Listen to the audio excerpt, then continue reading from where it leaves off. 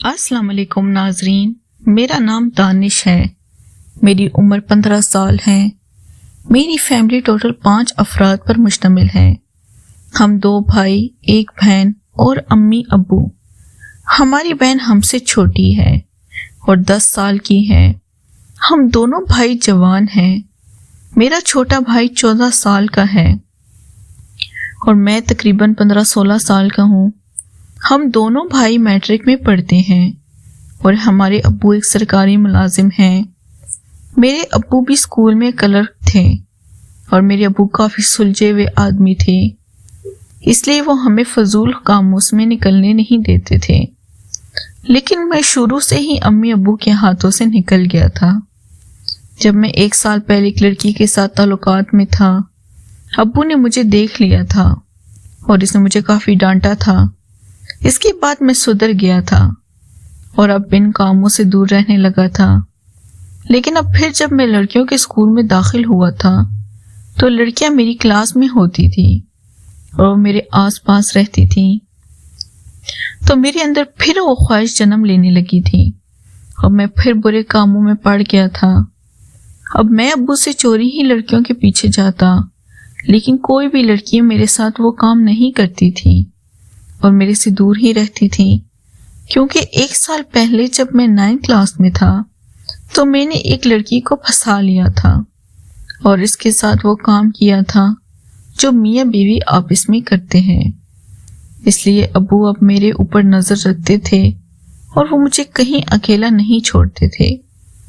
ہماری رہائش اوکاڑا کی ہے اور ہم گاؤں میں رہتے ہیں۔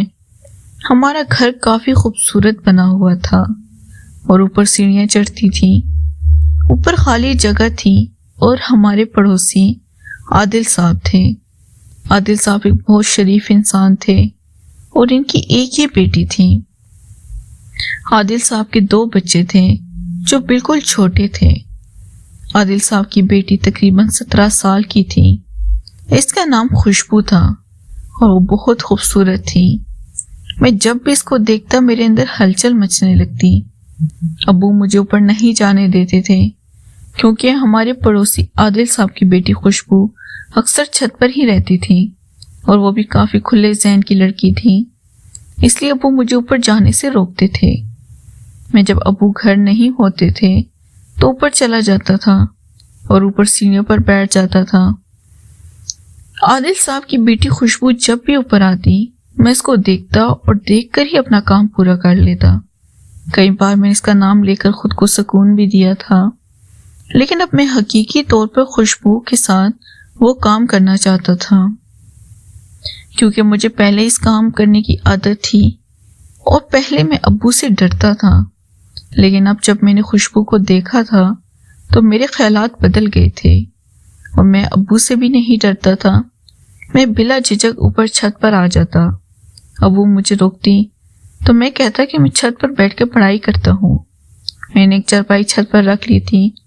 خوشبو جب بھی اوپر آتی وہ میری طرف دیکھتی رہتی اور میں اب اس سے بات چیت بھی کرنے لگا تھا۔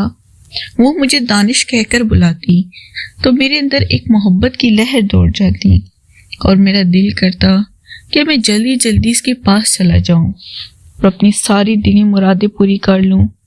خوشبو اتنی خوبصورت تھی کہ پورے محلے کے لڑکی اس کے اوپر مرتے تھے اور وہ اس پر جان دیتے تھے، لیکن خوشبو ایسی لڑکی تھی کہ وہ میرے اوپر ہی مرتی تھی۔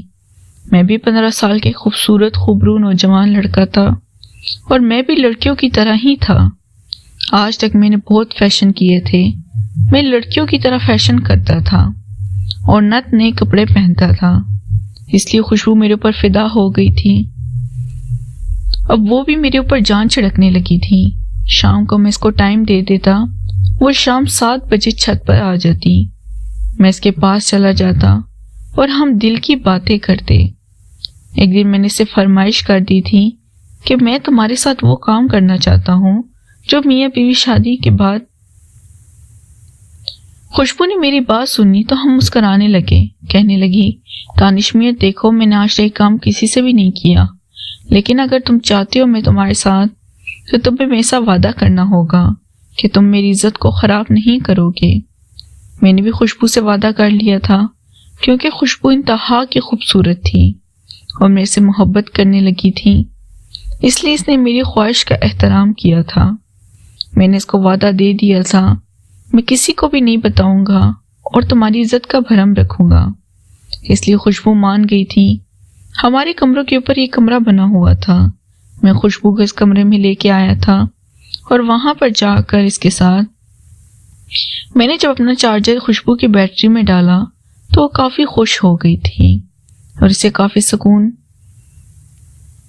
اب خوشبو میری عادی ہو گئی تھی اور جب میں دل کرتا، میرے ابو کو یہ نہیں پتا تھا کہ دانش میرے روکنے کے بعد بھی اب روز خوشبو کے پاس جاتا ہے اور اس سے جو خوشبو اب میرے اوپر جان دیتی تھی، میں جب بھی اس کو اوپر بلاتا وہ آ جاتی تھی۔